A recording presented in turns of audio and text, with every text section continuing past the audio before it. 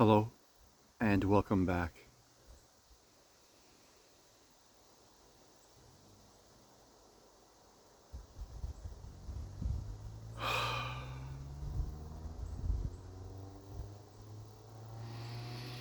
I don't think I could ask for a better day than what it is right now. Not that anything in particular happened as far as events, people, situations, but more the environment, the weather. You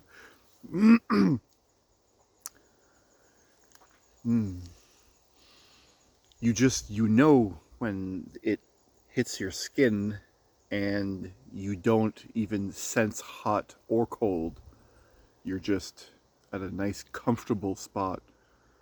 You know what I mean? And your body just kind of hums. It doesn't have to cool itself, it doesn't have to heat itself. There's that much less physical energy, attention that's needed. So you're a bit more free from the typical, you could say, the word that comes to mind, I guess, is prison of the skin, the flesh, where, so I don't usually use words like that, but I mean, I guess that's what it is. If you looking at it from a certain perspective, you could consider your skin kind of a prison, even though I don't like to use that association because it's more in my mind like a exploratory tool, skin suit, if you will. Kind of, we come here on Earth in our skin suits to explore this realm. So, anyways, I got off the topic there. When you sense something comfortable, and in a sense there is no sense of uncomfortableness, then there's less activity in the mind, less complaining, and it leaves you more room for other things to enter you. And if you're not looking to fill it with other activities or thoughts, ideas, so on, then it leaves space for openness.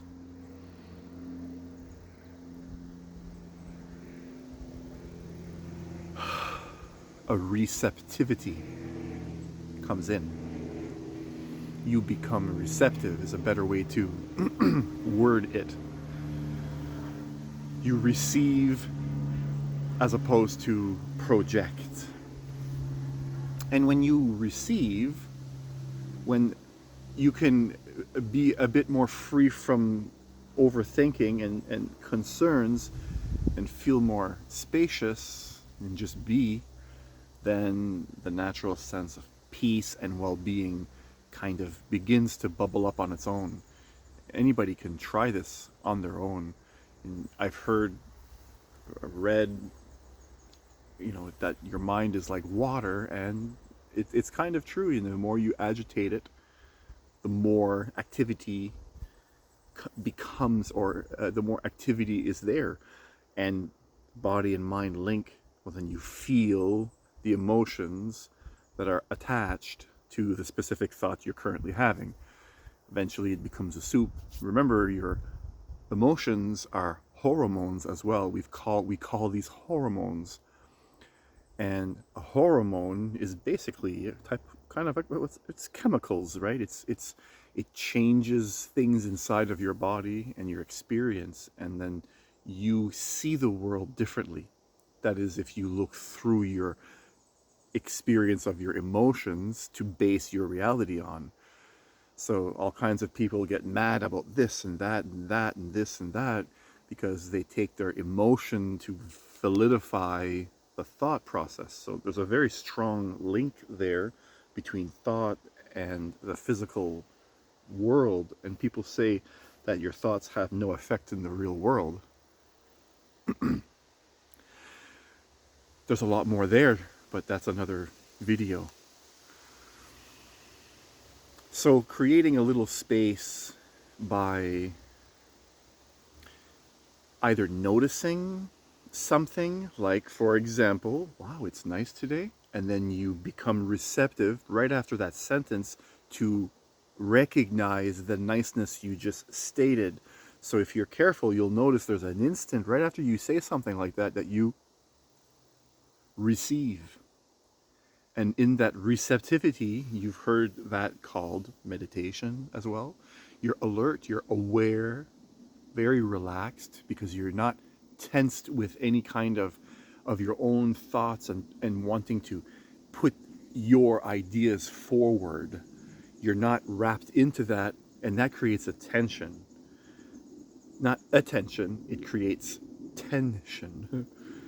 You'll notice it in your jaw, your mouth, your face. We tend to clench the butt cheeks, your tailbone region. If you notice, a lot of times, if you're feeling a specific type of thought, that all of a sudden you're kind of as if you'd be tucking your tail between your legs. So I guess this video is to remind you that you don't need to remain in a state of continual stress either, not to run from it either, but there is something you can do to a certain degree. And if you recognize that in your life you're out of balance in the sense that you're allowing too much thinking about things you don't like and then too much feeling what you think about, if you're 80-20 in there, 80% thinking like that, 20%, allowing space to relax, it might not be a good balance unless there's not very much other stress and influences in your life that are adding to what you're feeling. Maybe 80-20 might be working for you at the moment. We all have seasons and we all go through our patterns and our own habitual selves take over in certain situations. So that can last years when the habitual self grabs a hold of you once again and says no and hijacks your thinking. I've heard Eckhart Tolle call that the pain body. Pain body will jump in and hijack, and it's too late once it's taken over you. Not that you can't regain your awareness and your sense of presence, as he would say, but you can definitely be on a roller coaster there for a little while once your emotions become involved in your thought process, triggered usually by a past memory, experience. Those are the ones that are usually a bit more juicy, the ones that are personal, the experiences that reminds you of a personal, this, I can relate to that. And I feel a sense of personal attachment to that experience when I experienced it. So now I'm going to be a little extra, whatever negative emotion and type of manipulative control I'm going to project into the world now. I'm going to fix the world the way I know it needs to be. Sometimes that's what the tension of the mind can do if you allow that balance to be off, where you're focusing too much on the thinking. Obviously, you need thoughts in this world in order to do anything. There's a thought process that's required. You have to first unbuckle your pants. So you have to understand, that there's two pieces, there's a loop. You have to, you know what I'm saying? You need your brain. You need your thinking.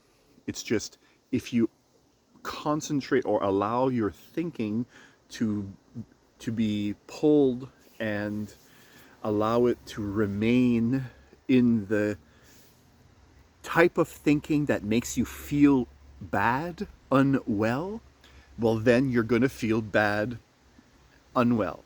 Most likely going to create an environment around you of those types of experiences for others as well. So there's a lot of importance to allowing yourself the time in any activity you're doing, whenever you remind yourself to look for the gaps and the spaces between that the tension between as you hear the thoughts. And I've practiced it for years now. This is 9 years, it's going to be 9 years. Actually, it's been longer, but it's been about 9 years that I'm more serious about it. I started in 2013 giving myself more permission to explore meditation and those sort of things, where before that I wouldn't allow my personality to do that, because it didn't fit with the personality I had created then, right? So started opening up to it 2013, and really had at 2016. From there, 2016 is where it really just opened up for me, became my whole life. So when you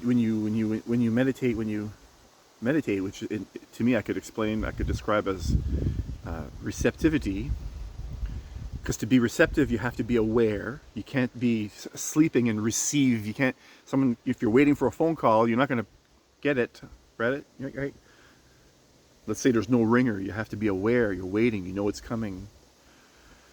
And you also can't be worried about your thoughts, what you're thinking of in the story in your mind either. If you're too tense, you might be too wrapped up in what's going on in your mind, and you might miss the call. You get what I'm saying? So meditation is a type of receptivity where you're available and you're relaxed. You're not high strung. You're not tight. You're not tense. You're well within your body. So again, bringing it to the beginning of the video, where I noticed the temperature of my skin was not detectable.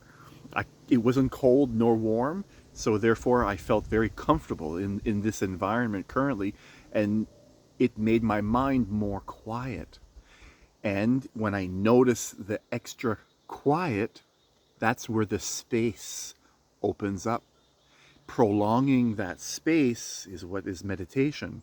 Recognizing there's the space and allowing your attention to be there, comfortably aware, relaxed, as if again waiting for the. And again, the thing is, once you recognize it and it's there, it's in your experience, there's no need to do anything else. As I've read in the Tibetan book of Living and Dying, they say that it can be unskillful to continue the practice once you've experienced the state of meditation. Once you're in that spacious, aware, relaxed state of mind, trying to do something to create the space you're already in doesn't make sense, right? That's the whole idea. And it is true, because that again will be another mind tension that's created. Now you're trying to keep it. You have it, now you got to keep it. It's the mind always trying to steer. So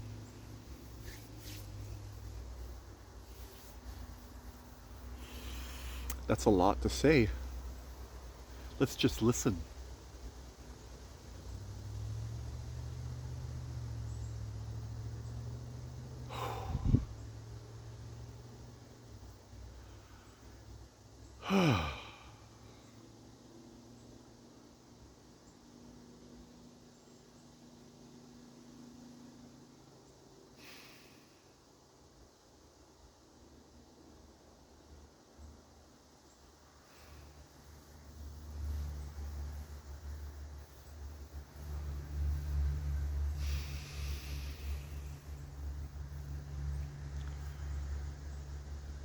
Don't forget to turn off the computer every once in a while.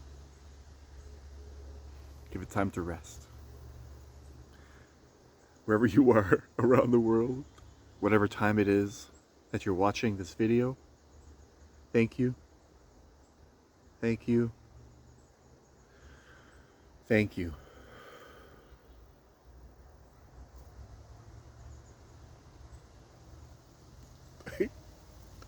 Peace.